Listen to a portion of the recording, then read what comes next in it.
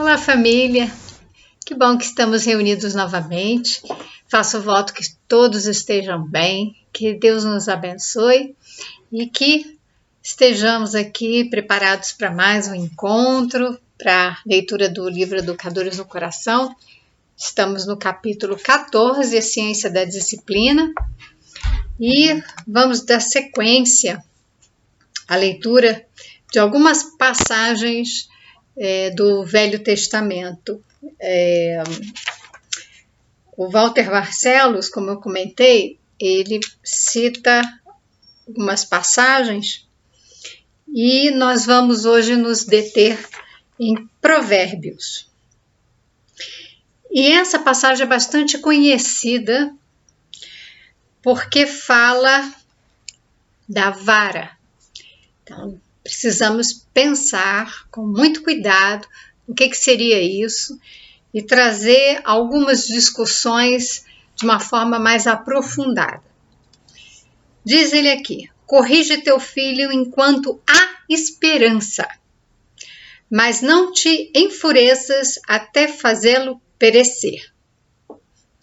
É muito forte essa frase.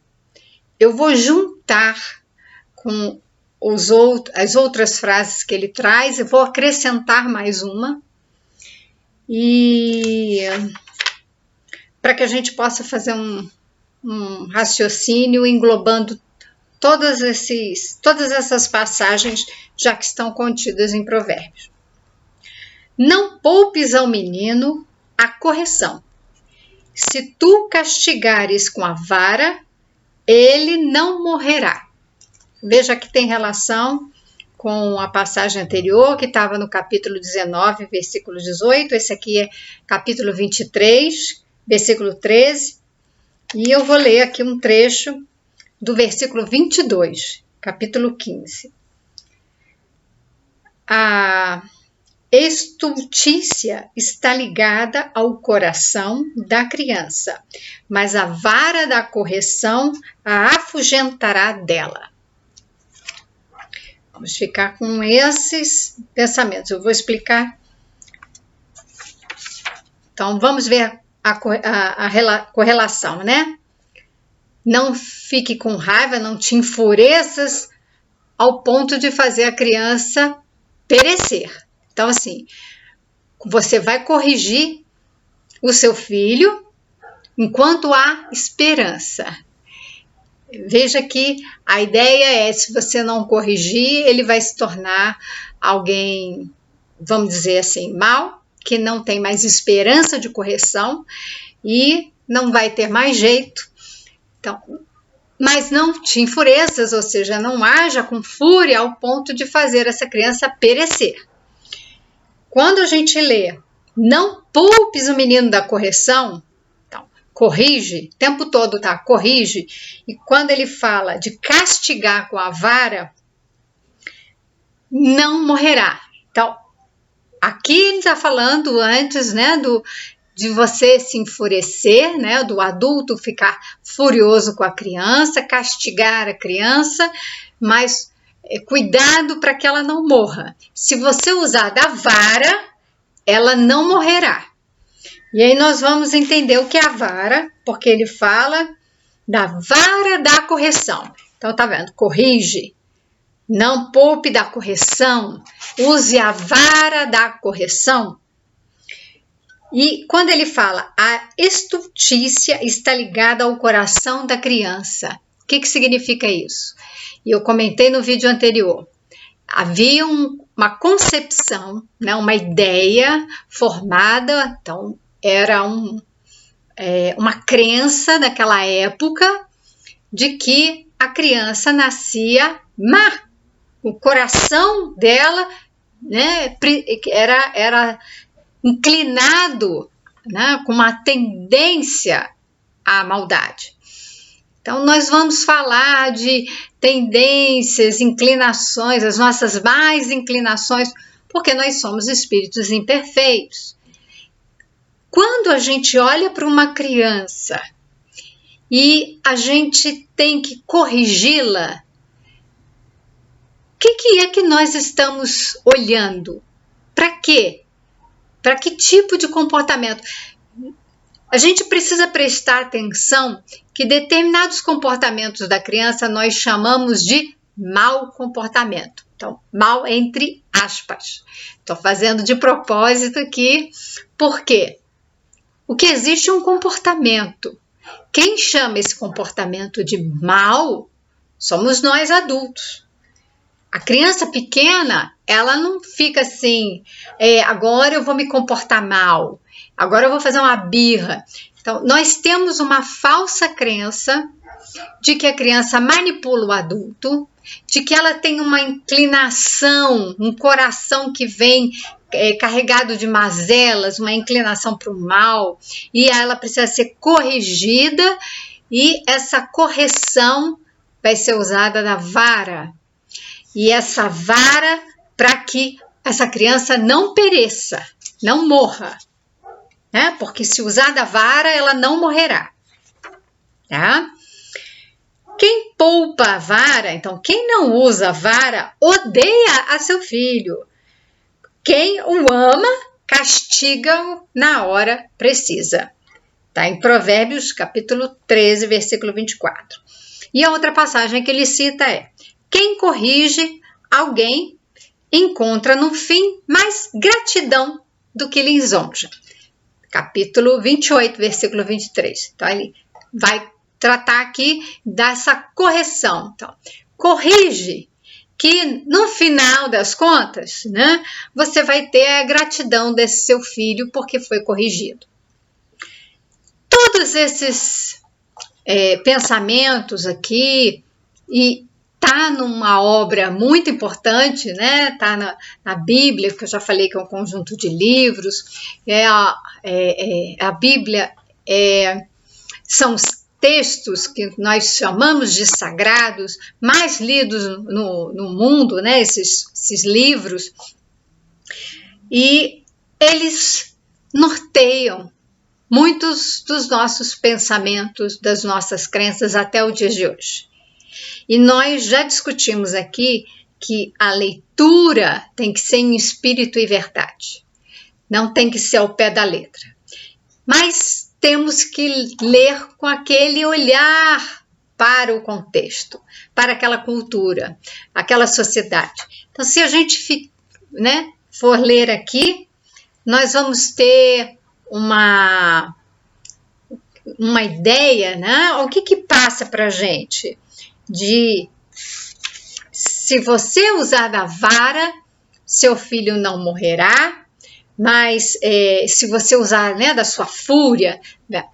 Então nós estamos falando de uma correção baseada num castigo, em que a criança vai ser corrigida ao ponto de ter o cuidado para que ela não pereça. Ou seja, para que você não mate a criança com a sua correção. Como que a gente vai corrigir uma criança e nessa correção correr o risco dessa criança vir a óbito, de a gente matar essa criança? Se for um castigo físico extremo, de uma violência física. Então, o que está sendo dito aqui era o que na época se pregava, é o que muita gente hoje ainda faz, de utilizar palmada, castigo físico, né, de bater na criança, de puxar a orelha, de pegar pelos cabelos, de dar beliscão, de uma chinelada, usar de cinto, usar de qualquer outros instrumentos. Nós temos crianças que são queimadas, que são internadas até com seus ossos quebrados. Nos casos, né, mais graves, são chacoalhadas. Existe na medicina a síndrome do bebê chacoalhado, que é o bebê pequenininho, que a criança, né, recém-nascido, pequenininho, que os pais, às vezes não suportando o choro da criança, não conseguindo ter outros recursos para acalmar, ao invés de buscar esses recursos, ficam com raiva, enfurecidos, chacoalham esse bebê e o cérebro dessa criança, né, a cabeça da criança faz isso, o cérebro, ele bate no crânio com essa sacudida, né? Então o cérebro sacode e vai batendo no crânio. Então o crânio está aqui, o cérebro aqui dentro, vai batendo à frente, para trás, dos lados, e essa criança fica com uma série de lesões graves e, inclusive, podendo ir a óbito. Então o que nós estamos falando, naquela época, que acontece nos dias de hoje. E que nós estamos falando, não dá para ficar aqui floreando, achando que a leitura desses textos, nós temos que entender que não era bem assim, naquela época não se usava da vara, literalmente.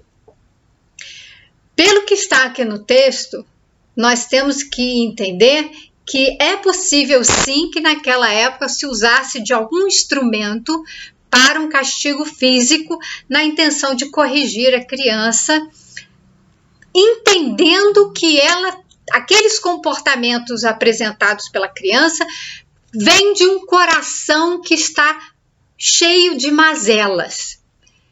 Então, a ideia é: corrija essa criança enquanto ela é pequena. Tá vendo aqui, ó? Enquanto há esperança, corrige para que se torne, né, um adulto correto, um adulto que não vá cometer, né, crimes, erros, e vai seguir as ordens. Então, uma criança que tem que ser obediente. Então, novamente, eu vou resgatar a ideia de correção, de obediência, de castigo, mas eu vou falar de uma forma mais profunda com essas passagens, né? Por conta dessas passagens. Então, hoje em dia, o que a gente vai interpretar? Que essa vara, ela não é um instrumento físico.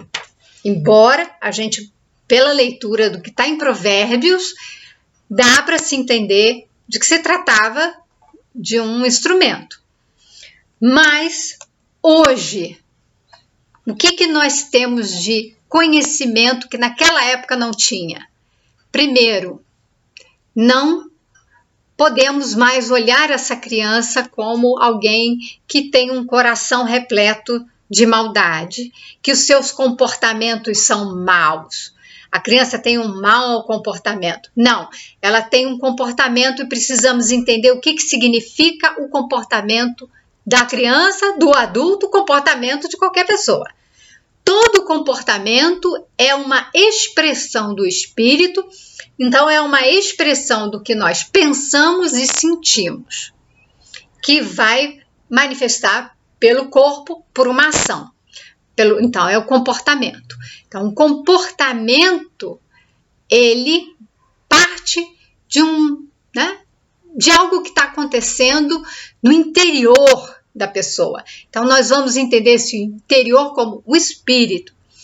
Já temos o entendimento que a criança é um espírito reencarnante, é um espírito imperfeito, mas que nasce naquele momento, não é para ela ser corrigida no sentido de ter que obedecer o adulto.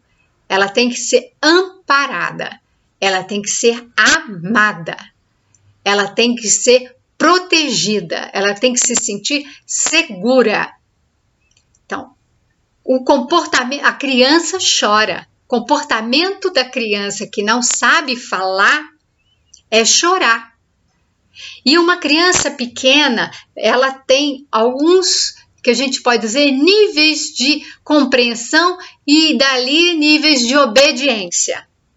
A obediência da criança necessariamente vai passar pelo nível de compreensão que ela tem daquilo que nós adultos falamos com ela. Então, o que eu estou querendo dizer? Nós estamos conversando com uma criança. Se é um bebê, ele ainda não tem esse entendimento.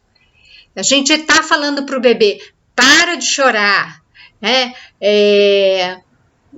Fica quietinho no berço, está na hora de dormir. Esse bebê não tem essa compreensão. Ele está fazendo o que a lei da natureza Lembra que eu falei? Nós nascemos com um impulso para o desenvolvimento. Então, nós não nascemos com o coração cheio de mazelas. É um equívoco. Então, hoje nós, com a doutrina dos Espíritos, nós temos esse esclarecimento. Aqui é a visão do homem daquele tempo. Hoje nós temos o entendimento das leis divinas, nós temos a doutrina dos Espíritos com um monte de ensinamento, nós temos Jesus falando, vinde a mim as criancinhas, porque o reino dos céus é para aqueles que se assemelham a elas. Jesus está dizendo que as crianças são puras? Não, mas está dizendo que aquele estado de desenvolvimento, a infância, é um estado mais semelhante a um estado de inocência, de pureza de coração. Então não é o contrário. Jesus já veio fazer essa correção, dizendo que a criança nasce num estado de, vamos dizer assim, abertura, de certa facilidade, de receptividade, de maleabilidade para receber as boas impressões do meio, da nossa educação, do nosso amor. Então, ela está transmitindo que é uma inocência, a dependência. Se olharmos para a criança nesse sentido, quando ela chora, é o comportamento que ela tem para se expressar de que alguma coisa não está bem com ela. E é responsabilidade do adulto acolher esse choro, tranquilizar a criança, cuidar dela, fazer com que ela seja ali de alguma forma auxiliada naquela necessidade dela. Então, o bebezinho, né, pequenininho, no colo, ele tem uma necessidade que é de afeto, não é só de alimento. Eu já falei isso também e vou insistir, porque nós, durante muitos anos, fomos educados, treinados a pensar de que bastava cuidar do físico, do corpo físico, da sobrevivência física, mas nós não viemos aqui só para sobreviver, nós viemos aqui para ter uma vida em evolução. Então, quando o espírito reencarna, recebe um corpo, ele tem uma programação, ele tem um impulso da lei natural, da lei divina que está nele, para que ele flua no seu desenvolvimento rumo a Deus. E nós estamos intervindo. Então, quando essa criança, bebezinho, chora, ele depende desses pais, do cuidado desses pais, nós não temos que achar que essa criança está tendo um mau comportamento e que nós temos que castigá-la, corrigir esse mau comportamento. Nós temos que compreender o que se passa com essa criança. A legenda que nós vamos colocar ali, decodificando aquele choro, não é a nossa impressão, mas tem que ser o que é que essa criança está me dizendo. Eu tenho que me aproximar dela, eu tenho que ter empatia, eu tenho que ter conexão com essa criança. E quando eu me conecto, entro em sintonia, eu consigo captar dessa criança aquilo que ela precisa. E eu atendo essa necessidade e ela se acalma. Isso é urgente que nós pensemos e passemos a nos educar, porque a obediência ela vai se dar, mas ela passa por esse estágio.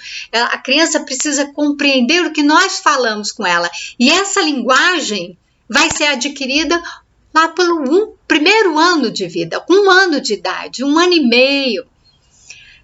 Ela começa a entender o que o adulto está falando para poder, né, pensar e fazer, executar, obedecer, mas ainda é muito difícil para ela. Para uma criança até os 2 anos de idade, é muito difícil a criança conseguir compreender o que o adulto diz para obedecer, porque ela tem um impulso de desenvolvimento dentro dela que ela precisa seguir. ela tem uma necessidade de desenvolvimento que ela precisa seguir esse impulso da lei divina que está nela. E os adultos, eles precisam amparar e permitir que essa criança se desenvolva. Então, entender que a criança solta, está livre, como se estivesse na natureza, um animal na natureza, o Walter Barcelos fala disso. Que ali a criança não pode ser como um animal solto na natureza. Mas um animal solto na natureza, ele se torna aquilo que ele deve se tornar. Ele segue a lei de Deus que está dentro dele, ele segue a programação divina que está nele. Então, esse animal que está livre na natureza, ele segue esse curso divino, ele se torna aquilo que ele tem que se tornar, sem desvios. O que acontece é que nós, exatamente porque não estamos mais livres na natureza, para nos desenvolvermos ali em contato com a criação divina, em contato com as leis divinas, deixando fluir, exatamente porque nós interferimos nisso, é que nós desviamos o curso. E nós queremos que a criança agora siga ao comando do adulto. E ela sai do seu rumo, ela se desvia desse fluxo da lei divina, do fluxo das leis naturais. É o contrário. Se estivéssemos em contato com a natureza, livres da natureza, estaríamos bem, Isso é tão importante que tem uma psicóloga, é uma pesquisadora sobre trauma, e ela está indo, esses dias, ela está indo passar um tempo numa aldeia indígena para poder estudar, porque já está comprovado que os índios não têm experiência de trauma. Eles não têm traumas de desenvolvimento. Maria Montessori fala disso, eles estão pesquisando agora, porque a neurociência está avançando nos estudos do cérebro e do trauma, estão atualizando esses estudos de trauma, mas Maria Montessori já falava disso há mais de um século, ou então há um século atrás, 1930 e poucos ali, ela vai desencarnar em 1950 e alguma coisa, que ela nasceu em 1870. Então, nesse período que ela desenvolveu o seu método, ela percebeu que estar em contato com a natureza e livre ali nesse espaço, como os índios estão, é seguir esse fluxo natural. Não vai desenvolver trauma. O trauma, ele é um desvio no nosso percurso de desenvolvimento. Então, o que acontece? Nós temos que entender que essa correção que nós fazemos porque nós queremos que a criança seja obediente, nós precisamos entender que a criança está expressando aquilo que ela precisa expressar, porque ela tem necessidades do seu desenvolvimento. Então, existe um segundo momento da obediência da criança, em que ela está entre 2 anos, 2 anos e meio, que ela já conhece a linguagem, ela já fala, ela já compreende, então ela consegue entender que, por exemplo, se ela tem uma necessidade de escalar, então, de subir, na exploração do ambiente, ela não está mais na natureza, ela está num apartamento. Então, o que tem dentro de uma casa, dentro de um apartamento, que ela pode escalar?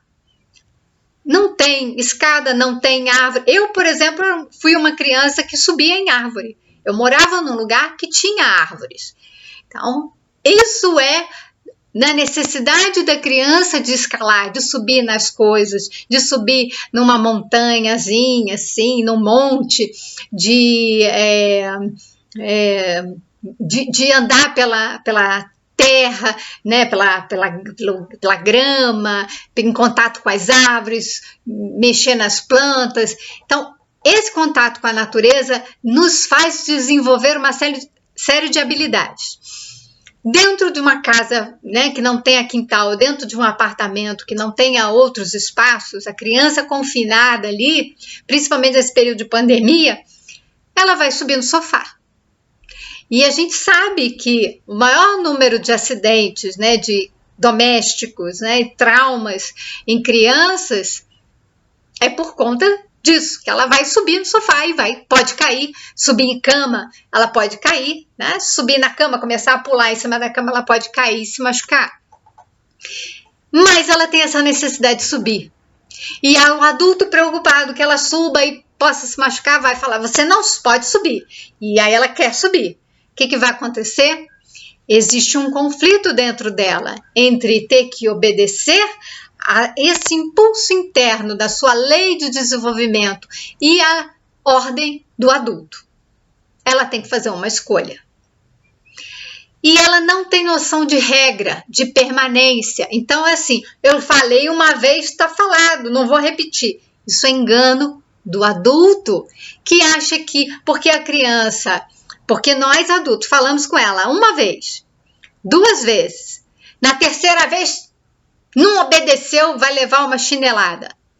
Já aconteceu comigo. Então, qual é o equívoco desse entendimento? A criança, ela está aprendendo regra e às vezes ela obedece, às vezes ela não obedece, às vezes ela segue a vontade do adulto, mas às vezes ela segue a sua vontade, o seu impulso interno para fazer a sua vontade. Então ela fica nesse conflito. O que ela vai fazer e não entende que a regra significa ter que fazer sempre. A regra, às vezes, para a criança é a seguinte, ela ouviu aquela ordem, né? Você vai obedecer, você vai cumprir isso, não vai subir no sofá. Então, ouviu isso uma vez, aí ela obedeceu, não subiu. Mas no outro dia, ela vai subir no sofá, porque ela tem essa vontade, tem esse impulso. E aí vem um adulto e diz, mas eu já disse para você que não pode subir no sofá. Por que você está me desobedecendo? Só que ela não tem essa capacidade de estabelecer a regra como algo permanente, como algo que vai ser sempre assim. Ela obedeceu aquela vez. Então, ok.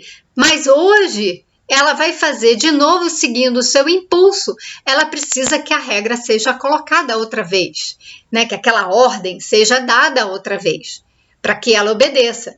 Então, a ordem ela tem que ser dada várias e várias vezes, até que essa criança tenha noção de regra, de uma continuidade que se estabeleceu. Então, que não pode subir no sofá, isso significa todas as vezes, não se sobe mais.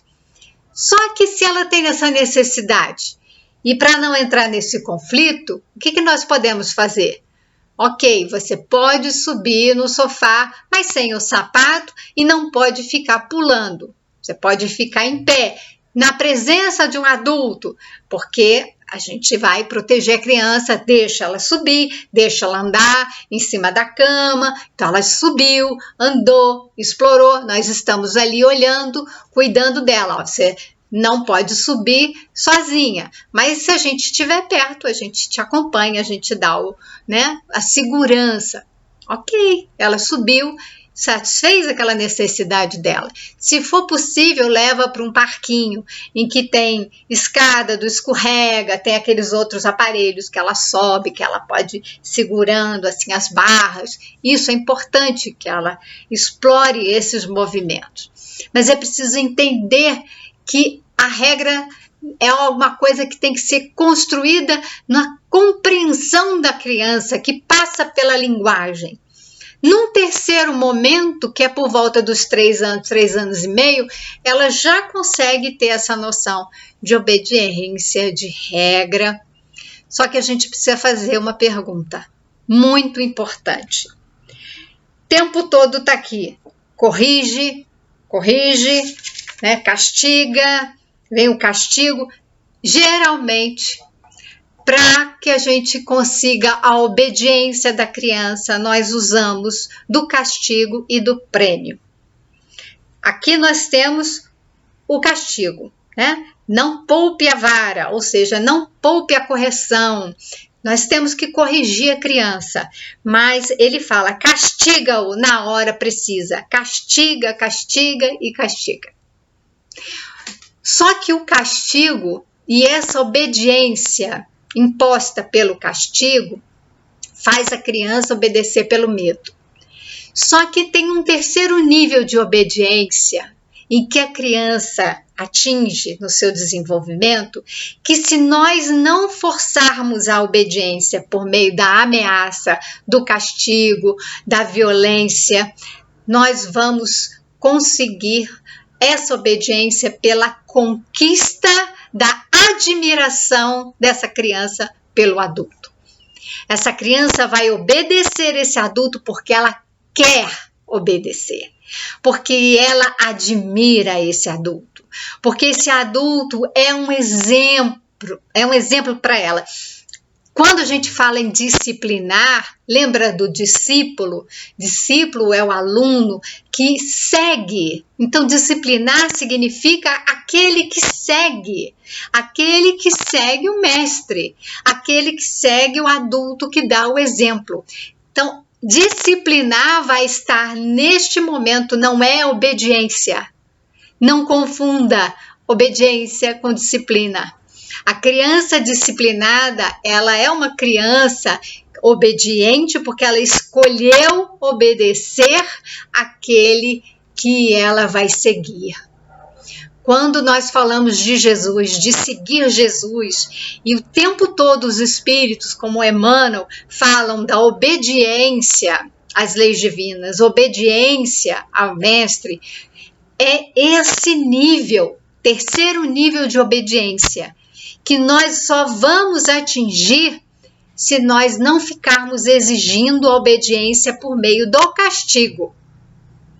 Nós vamos atingir esse nível de obediência pelo reconhecimento de que aquele adulto é importante, ele tem um valor, ele é um mestre, ele é o exemplo.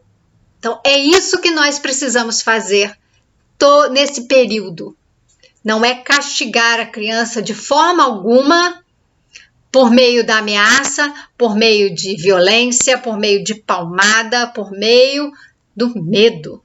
O medo só faz com que essa criança se torne um adulto que vai ser obediente, mas incapaz de tomar decisões, incapaz de pensar por si mesma. Ela sempre vai precisar de alguém dizendo para ela o que ela deve fazer, porque ela aprendeu que tem que obedecer, que tem que fazer o que o outro quer. Então ela abre mão da sua vontade para seguir a vontade do outro e se torna um adulto assim, dependente.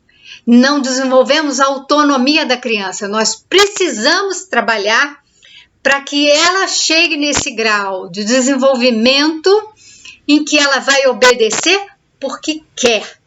E aí isso é muito importante, porque ela escolhe quem ela vai seguir, o que ela vai fazer. Você quer prevenir a criança de sofrer um abuso sexual, que é o tema que eu trabalho muito, é ensinando essa criança a obedecer porque ela reconhece aquele adulto como um mestre valoroso, como Jesus. Nós queremos seguir Jesus porque nós reconhecemos Jesus como um mestre de amor. Então, é nesse sentido, essa criança precisa reconhecer o adulto como alguém que é importante, que protege, que dá segurança, que ampara, que ama, acima de tudo. Se nós exigimos obediência da criança a qualquer preço, em que ela tem que abrir mão da sua vontade, passa a ser uma criança que nunca consegue dizer não, vai sempre dizer sim a qualquer adulto para fazer qualquer coisa. Ela não vai ter critério para poder selecionar. Ela não consegue pensar. Ela simplesmente aprendeu que tem que obedecer. Ela se submete. Então, aí está uma criança que sofre violência, está um adulto que vai apresentar marcas de trauma, vai apresentar formas de adoecimento, uma desconexão do corpo com a mente e outros tantos desdobramentos muito graves. E muitas vezes nós passamos a vida dessa forma, achando que está tudo bem, porque nós vamos nos distraindo na vida com aparelhos, né, internet, joguinhos, com álcool, com drogas, com as medicações e outros tantos vícios. Então, por isso que eu falei, esse tema é muito sério, é muito grave. Nós precisamos educar as nossas crianças para que elas reconheçam a sua vontade, sigam o seu impulso natural, que é da lei divina para o seu desenvolvimento, que tenham o amparo de um adulto protetor, que dê segurança para ela e que deixe essa criança chegar nesse nível de obediência, de entendimento das regras, de compreensão, de linguagem, em que ela vai ser capaz de pensar por si mesma, tomar decisões, saber fazer escolhas, desenvolve autoestima e autonomia e ela segue o líder. Ela é disciplinada, porque discípulo é aquele que segue o mestre. É bastante intenso tudo isso que eu disse. Vamos refletir aí sobre esse tema, nós vamos retomar depois. Qualquer dúvida, pode escrever nos comentários, né? Podem compartilhar, se inscrever no canal, dar um joinha, né? E nós temos que seguir com esse pensamento de transformação da educação, partindo por nós. Então, a nossa tomada de consciência vai fazer com que a gente mude a nós e o mundo. Fiquem com Deus, Deus os abençoe, uma ótima semana e a gente se vê no próximo encontro.